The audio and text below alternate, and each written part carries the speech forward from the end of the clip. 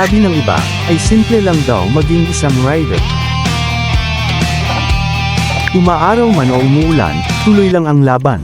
Iba't ibang klase ng tao ang kailangan pakisamahan. May iilan na maraming reklamo pero siya pala kung pasaway na customer. Yung tipong gusto palaging i-reschedule ang parcel hanggang sa pangatlong attempt.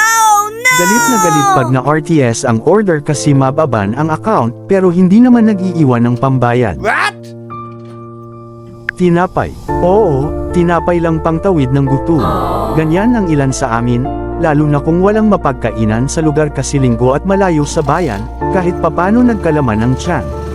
Salamat sa mga customers na iintindihan ang hirap ng aming trabaho. Lalo na yung hindi na kinukuha ang kanilang sukli, laking tulong na po yun sa amin.